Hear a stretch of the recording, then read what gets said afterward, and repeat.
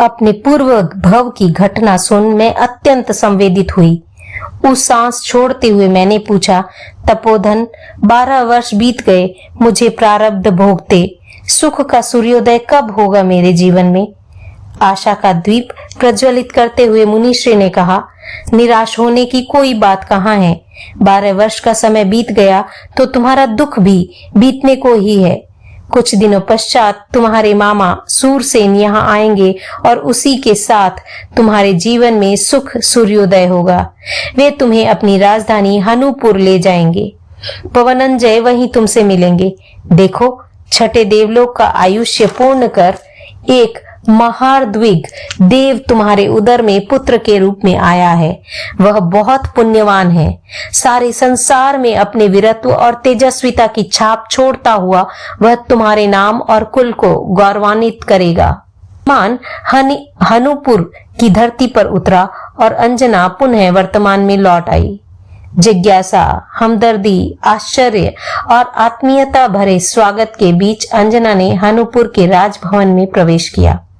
महाराज सूरसेन ने अंजना के पुत्र का जन्मोत्सव मनाया।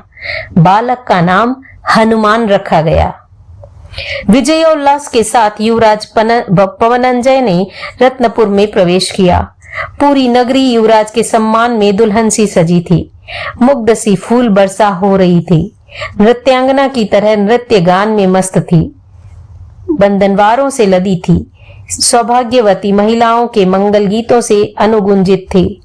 कन्याओं ने अक्षत, कुमकुम, नारियल, पुष्प आदि मांगलिक द्रव्यों से युवराज की अर्चना की। मंगल पाठियों ने विरुदावली द्वारा स्तवना की। जनसमुद्र का अभिवादन झेलता हुआ पवनंजय राजभवन पहुंचा। माता पिता के चरण स्पर्श करते ही उसकी लंबी और कठिन युद्ध यात्रा जनित सारी थकान समाप्त हो गई। माता पिता से छूटते ही उसके पांव महल की ओर बढ़ने को उतावले हो उठे। वह मन ही मन कल्पना कर रहा था कि महल के द्वार पर अंजना उसके स्वागत में प्रस्तुत होगी, पर महल के पास एक अजीब खामोशी को देख वह असमंजस में पड़ गया। अंजना के कक्ष के करीब आते ही उसका असमंजस जिज्ञासा में ढल गया। अपने आप को रोकने में असमर्थ पवनंजय ने चिर परिचित दासी रमा को अपने पास बुलाया और व्यग्रता से पूछा, कहाँ है युवरागी? अब तक दिखाई क्यों नहीं पड़ रही है? क्या बिहर गई हुई हैं? उसका नाजुक शरीर कहीं उष्ण हवा की चपेट में तो नहीं आ गया है? रमा सकपका गई। उसकी बुद्धि को लकवा सा मार गया। वह घबराई कि उस दुखद घटना की सूचना युवराज को कैसे दे। आखिरकार सारी शक्ति बटोर कर वह बोली, स्वामिन, अब आप भूल जाइए युवरागी को। उन्होंने आपके पवित्र कुल को कलंकित कर दिया है। इसी अपराध में उन्हें आपकी राज्य सीमा से निष्कासित, कलंकित और निष्कासित शब्द सुनते ही पवनंजय पथरा गया। रमा का अवशेष कथन उसके कानों में पड़कर भी अनसुना रह गया। चंद क्षणों में बाद उसकी जड़ता टूटी और उसका मस्तिष्क अतिरिक्त रूप से संवेदित हो उठा। क्या मेरे भाग्य में दर दर की ठोकरें खाना ही लिखा है? जब उस लतिका ने मुझे आलिंगित किया करना चाहा, तब तो मैं एक कटीले वृक्ष की तरह उसके अस्तित्व को बींधता रहा, और अब जबकि मैं उसे अपनाना चाहता हूँ, तब वह बादलों की छाया की तरह अदृश्य हो गई है। इसी संवेदना के साथ उसके मानस समुद्र में आवेश उफनने लगा। होठ कांपने लगे, दांत कटकट करने लगे, भ्रुकुटियां चढ़ गई, भुजाएं फड़कने लगी, पांव में बल बढ़ने लगा, और इस आवेश के अतिरेक में माता पिता से बिना कोई स्पष्टीकरण मांगे, बिना उन्हें सूचित किए, वह उन्हीं पैरों राजभवन की सीढ़ियां उतर गया। तन की छाया की तरह प्रहसित ने उसका अनुगमन किया। महाराज प्रहलाद को जब अवगति हुई तो उन्हें अपने अविचारित निर्णय पर गहरा अनुताप हुआ। महारानी केतुमती भी अपने किए पर पछतावे से भर गई। दोनों ने अपनी भूल स्वीकार करते हुए पवनंजय से राजभवन में चलने का आग्रह किया, पर उनका प्रयत्न सार्थक नहीं हुआ। माता पिता और सारथी से प्राप्त सूचनाओं एवं स्वयं के अनुमान के आधार पर पवनंजय बड़ी आशा और विश्वास के साथ यथाशीघ्र अपने ससुराल महेंद्रपुर पहुंचा। महाराज महेंद्र ने भारी आतिथ्य किया। अंजना की सखियां और भाभियां भी पहुंच गई, पर उसकी आंखें जिसे खोज रही थी वह अंजना नहीं आई। नहीं आई सो नहीं आई, किसी के मुंह उसकी चर्चा भी उसने नहीं सुनी। वह असमंजस में पड़ गया। संध्या के समय उपवन में घूमते समय वह अपने आप को रोक न सका। उसने माली की लड़की से पूछा, अरे चमेली, मेरे स्वागत के लिए आज बाई जी ने कौन से फूल की माला बनवाई है?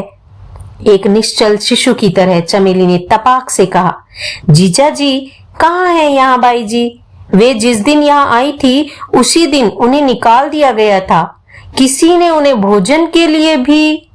चमेली की बात सुनकर पवन की आंखों के आगे अंधेरा छा गया। धरती और आकाश दोनों घूमने लगे।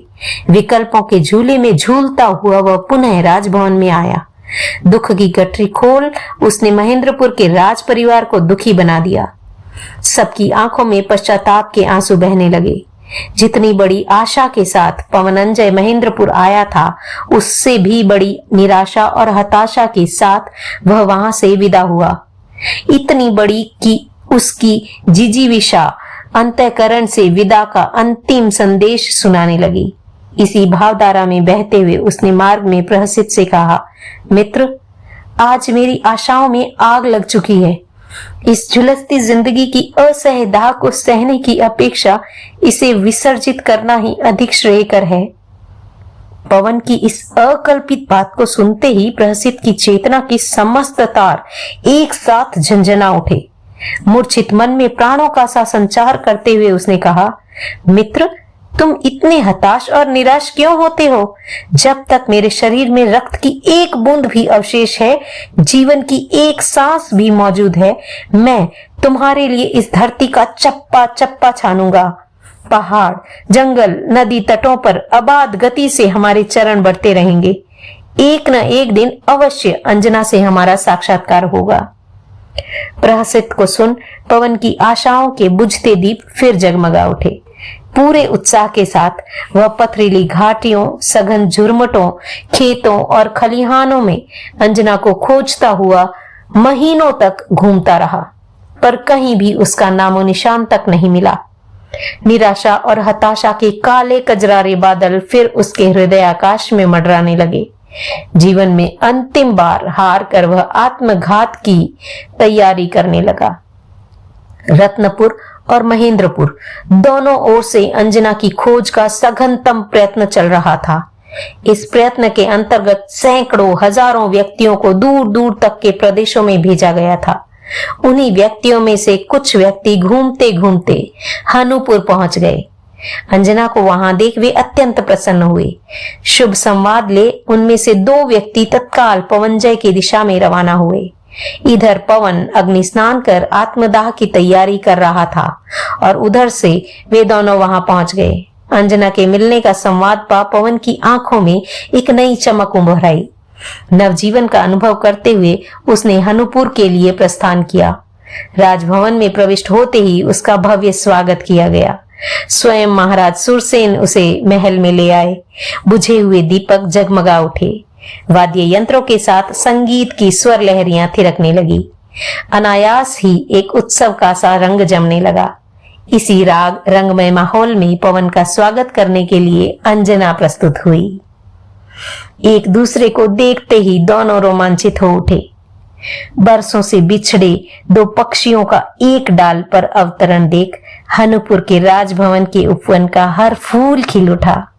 उनका दुखमय अतीत सुनने के लिए कुछ क्षणों तक दिशाएं मौन हो गई, हवाएं ठहर गई, भंवरे शांत हो गए, तितलियों ने फुदकना बंद कर दिया। अंजना के लोमहर्षक कष्टों का संवेदन करते हुए पवन ने गहरे पश्चाताप के स्वर में कहा, यदि मैं तुम्हारे परामर्श को पहले ही स्वीकार कर लेता तो क्यों तुम्हें इतने बड़े संकट के पहाड़ से टकराना पड़ता? भावविहल हो बोला, अंजना, तुम वस्तुतः वह हिरककणी हो जिसने जीवन में लगने वाले किसी भी वज्र प्रहार से बिखरना नहीं, निखरना सीखा है। मेरे व्यक्तित्व और कुल की इज्जत को बनाए रखने के लिए तुमने जो विषपान किया है वह शताब्दियों, सहस्त्राब्दियों तक भी अमरत्व का अनुपम संदेश देने वाला है। तुम्हें पाकर आज मेरा यह वज्र संकल्प पूरा हो रहा है कि मैं जब तक रत्नपुर के राजभवन में नहीं लौटूंगा तब तक प्रियतमा अंजना को नहीं प्राप्त कर लूंगा। अंजना भी भावविहल हो गई। मेरे लिए सारे सुखों को शूली निबद्ध कर प्राणोत्सर्ग तक की तैयारी कर आपने जो उदाहरण उपस्थित किया है वह युगों युगों तक आदर्श जीवन साथी का प्रतिमान बना रहेगा। आपके लिए अंजना की कहाँ कमी थी? एक नहीं 1000 अंजना आपकी आकर्षक व्यक्तित्व पर समर्पित होने को तैयार है। पर यह तो मेरा सौभाग्य है कि आपने मुझे अपने हृदय में इतना स्थान दिया।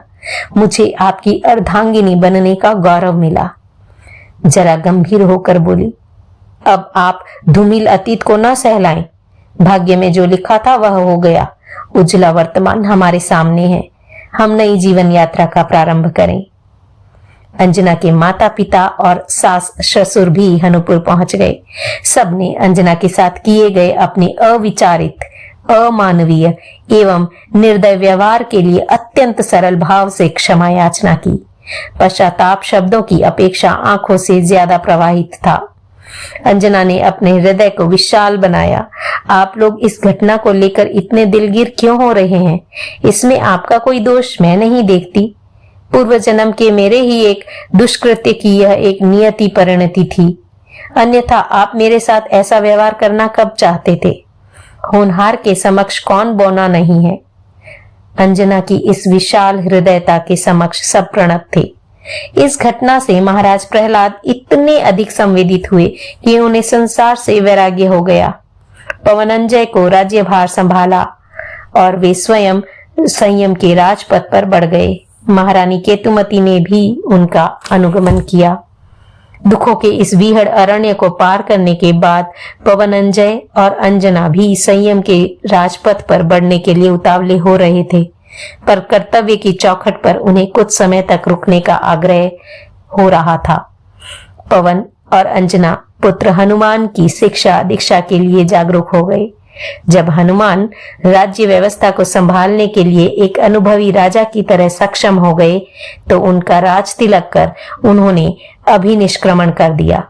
संयम की निर्विचार पालना करते हुए उन्होंने अपनी जीवन यात्रा संपन्न की। महर्दिक देवों के रूप में दोनों स्वर्ग की धरती पर अवतरित हुए।